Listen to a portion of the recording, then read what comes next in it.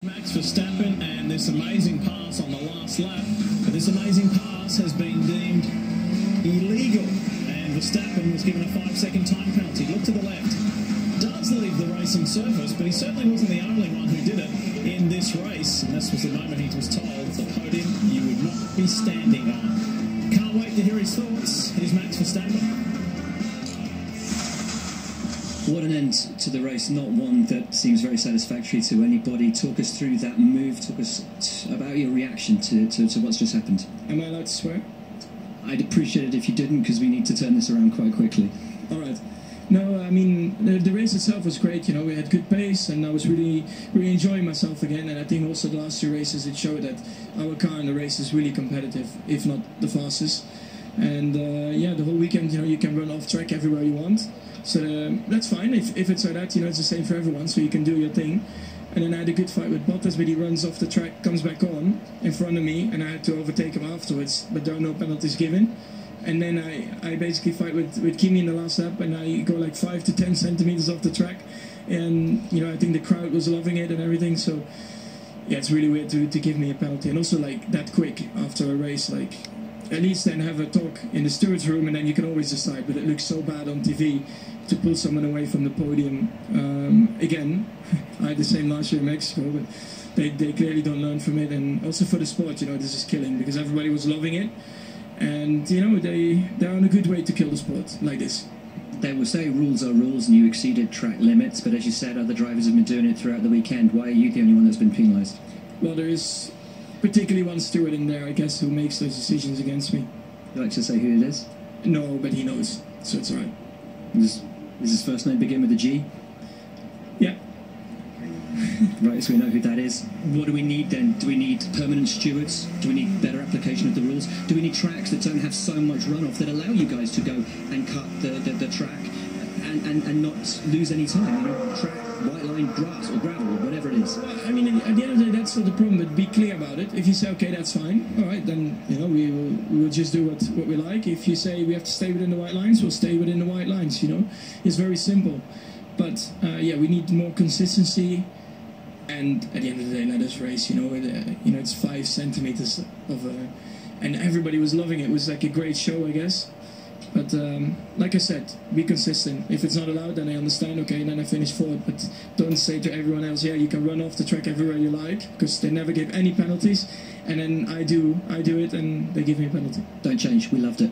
All right. The race steward he was referring to is Gary Connolly, who's been around for a long time, part of the FIA for a long time, and regularly does stewarding duties on Formula One.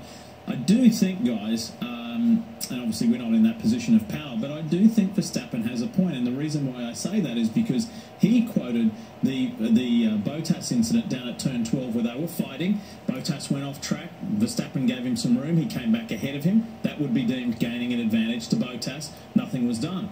Think back to the early stages in the race, and we showed it earlier on F1 Extra in our highlights package when Daniel Ricciardo made the big lunge up the inside of Bottas. Bottas was about 3 cars wide at turn 1, came on to be ahead of Daniel Ricciardo. That would be deemed gaining an advantage, and nothing was done. So I think there's probably going to be 2 sides to this, but I have to agree with Verstappen there.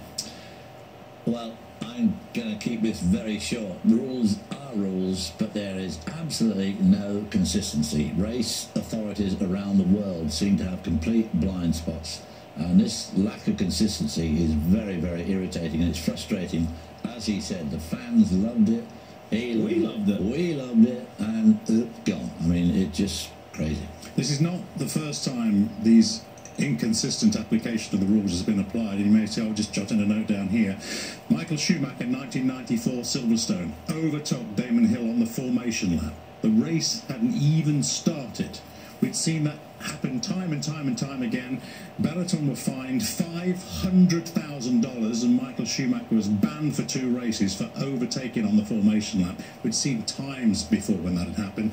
That was 20 plus years ago. For 20 plus years and more we've been saying consistency, consistency, consistency. Here we are, 2017, we're hit by it again.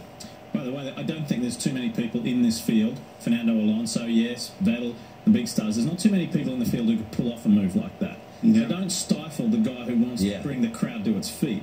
That is the other thing. I mean, where that was a tremendous move, and it was a tremendous pass, and it should have gained him third spot. Yeah. But, you know, as you rightly say, David, and I agree too, we all work to the rule book. If we don't follow the rule book, like, can you imagine if, let's say, for example, one of the teams, it doesn't matter which, just thought, well, we know that the limit of the cars is 2 metres. How about we just make it 2.1 metres? We'll make our track a little bit wider. Who's going to care? Well, no, of course no one's going to get away with that. So in a way, the sporting regulations have to be enforced in the same way as the technical regulations are concerned. But is it a business? Is it a sport? Well, that's just taken away from the sport. And the jobs for the stewards is a thankless one. Oh, boy. I wouldn't want it. Yes, it is. I wouldn't want it at all. But this topic of conversation is going to go on for quite some time. You can see how long we could talk about it. But we can't. We've got to go off to an ad break with a lot more F1 Extra when we return.